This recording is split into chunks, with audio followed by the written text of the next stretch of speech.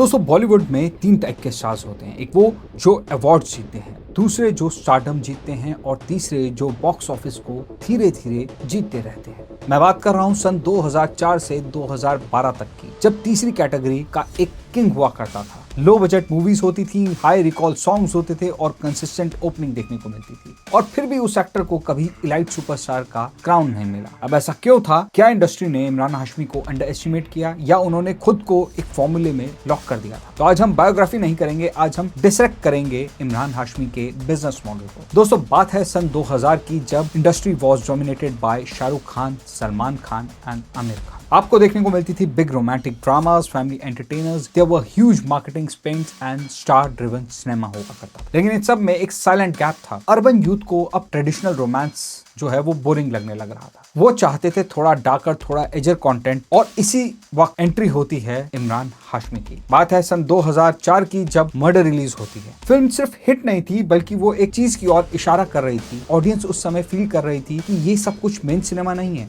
ये strategically position किया गया। इमरान हाशमी का सक्सेस कोई लक नहीं था, इट वॉज इंजीनियर्ड, जिसको हम बोल सकते हैं Imran Hashmi's model. Control budget, thriller और dark romance, album first marketing, sensual curiosity factor और क्विक प्रोडक्शन साइकिल, ये स्टार सिस्टम का ऑल्टरनेटिव था। बिग स्टार्स ब्रांड पर चलते थे और इमरान हाशमी मूड पर चलते थे। और सन 2000 में मूड का सबसे बड़ा एम्पलीफायर क्या था? म्यूजिक। स्ट्रीमिंग एरा से भी पहले songs were cinema's oxygen. Radio rotation was equals to free marketing, music channel visibility, CD sales hypermeter. और इमरान हाशमी के फिल्म्स के सॉन्ग्स जैसे कि आशिक बनाया, जन्नत, राज, ये गाने रिलीज होने से पहले ही पब्लिक को इमोशनली कनेक्ट कर देते थे। मार्केटिंग कॉस्ट कम थी, हाई रिकॉल वैल्यू थी और रिस्क कंट्रोल था। और ये कोइंसिडेंस नहीं था, ये एक स्ट्रेटेजिक सिनेमा था। और यहाँ सबसे इंपॉर्टेंट पॉइंट, सुपरस्टार होने और प्रॉफिटेबल होने में फर्क होता था। Imran Hashmi consistently mid budget ecosystem को ऑपरेट करते थे। इसका मतलब ये था कि अगर फिल्म एवरेज भी हो तो लॉस कैस्ट्रोफोबिक नहीं होता था, बट अगर फिल्म हिट हो जाए तो प्रॉफिट मार्जिन जो है वो बहुत हेल्दी होता। उन्होंने बॉलीवुड के एफिशिएंट सिनेमा का टेम्पलेट रिप्रेजेंट किया। सन 2004 से 2012 तक उनका थिएट्रिकल प्रेजेंस रेगुलर रहा, और वो बड़ा नाम बिल्कुल भी नहीं थे।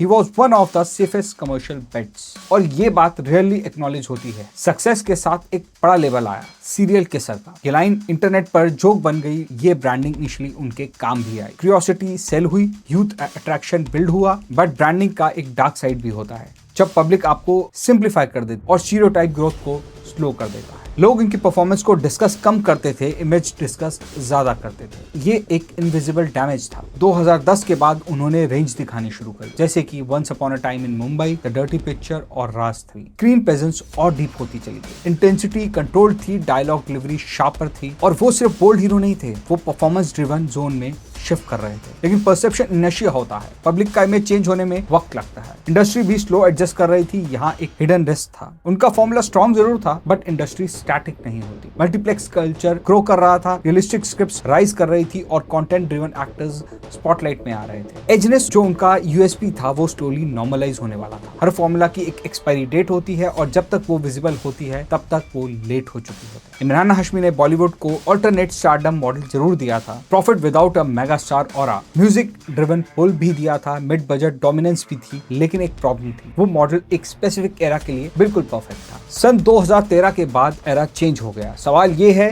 कि क्या इमरान हाशमी ने अडॉप्ट करने में डिले किया, या इंडस्ट्री ने उन्हें इंटेंशनली इलाइट सर्कल से बाहर रखा? 2012 तक तो सब ठीक चल रहा था, फॉर्मूला बिल्कुल परफेक्ट था, म्यूजिक हिट था, थिएटर पुल स्टेबल था, और फिर इंडस्ट्री ने स्पीड बढ़ा दी। और जब इंडस्ट्री स्प्रिंट करने लगे और आप अगर जॉग कर रहे हो तो आप पीछे रह जाते हैं। इमरान हाशमी का डिक्लाइन क्रैश नहीं था, वो एक स्लो फेड था। और स्लो फेड सबसे डेंजरस होता है, क्योंकि आपको समझ नहीं आ रहा होता कि कब ग्राउंड शिफ्ट हो गया। और 2013 के बाद बॉलीवुड का एक नया फेज आया। मल्टीप्लेक्स पेनिट्रेशन डीपन हो रहा था, अर्बन ऑडियंस मैच्योर हो रही थी, कंटेंट ड्रिवन एक्टर्स स्पॉटलाइट में आ रहे थे। सडनली ऑडियंस को रियलिज्म चाहिए था, रिलेटेबल कैरेक्टर्स चाहिए थे, स्मॉल टाउन नैरेटिव्स ट्रेंड बन चुका था, शॉक वैल्यू जो था वो नॉर्मल हो चुका था। जो चीज 2004 में एजी थी वो 2015 में रूटीन हो चुकी। ये इमरान हाशमी का पर्सनल फेलियर नहीं था, ये स्ट्रक्चरल शिफ्ट था। बट स्ट्रक्चरल शिफ्ट भी उनको इम्पैक्ट कर रहा था। हर स्टार का एक यूएसबी होता है। इमरान हाशमी का यूएसबी था edgy romance plus dark thriller plus music recall. अब इसमें प्रॉब्लम कहाँ थी? ओटीटी प्लेटफॉर्म्स आने लगे थे, इंटरनेशनल कंटेंट एक्सेसिबल हो गया, ऑडियंस बोल्ड कंटेंट से बोर होने लगी थी, और जो उनका डिफरेंशिएटर था वो इंडस्ट्री का अब बेसलाइन बन चुका। और जब बेसलाइन बन जाए तो डिफरेंशिएशन खत्म हो जाता है, और ये साइलेंट इरोजन था। अब यहाँ से साइकोलॉजिकल लेयर शुरू होती है। जब एक्टर इमेज रिपीट करता है तो ऑडियंस बोर होती है, और यही पैराडॉक्स है स्टारडम का। इमरान ने सीरियस सिनेमा को भी ट्राई किया, शंघाई जैसी मूवीज की जिसमें उनकी परफॉर्मेंस को अप्रिशिएट भी किया, लेकिन कमर्शियल स्टेबिलिटी क्रैक हो चुकी थी।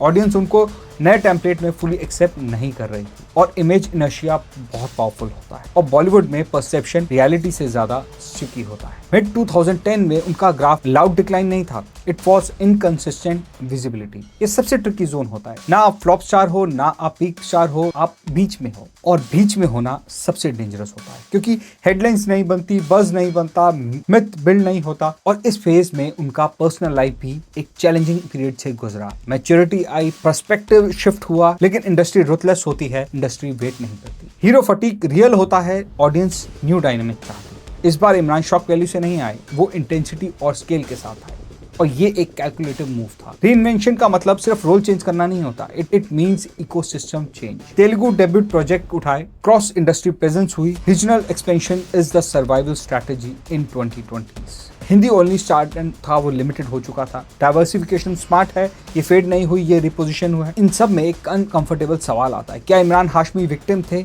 या कंफर्ट जोन में स्टक हो चुके थे? क्या इंडस्ट्री ने उन्हें इलाइट सर्कल से बाहर रखा, या उन्होंने फॉर्मूला पर ओवर रिलाई किया? ट्रुथ शायद दोनों के बीच का है। वो एक एरा के परफेक्ट स्टार थे, लेकिन हर एरा अपना एक स्टार सिलेक्ट करता है, और जब एरा चेंज होता है तो सिलेक्शन भी चेंज होती है। और इमरान हाशमी की स्टोरी फेलियर की नहीं थी, ये स्टोरी टाइमिंग थी। वो बॉक्स ऑफिस में एफिशिएंटली मास्टर थे, म्यूजिक मार्केटिंग के बेनिफिशियरी थे, मिड बजट सस्टेनेबिलिटी के सिंबल थे। लेकिन इंडस्ट्री इवॉल्व हुई, और जब इंडस्ट्री इवॉल्व होती है और सिर्फ वो स्टार सर्वाइव करते हैं जो अपनी आइडेंटिटी को री इंजीनियर करते हैं। इमरान अब थर्ड फेज में आ चुके थे, ना वो 2004 वाले स्टार हैं और ना वो 2015 वाले, वो ट्रांजिशन फेज के एक्टर हैं।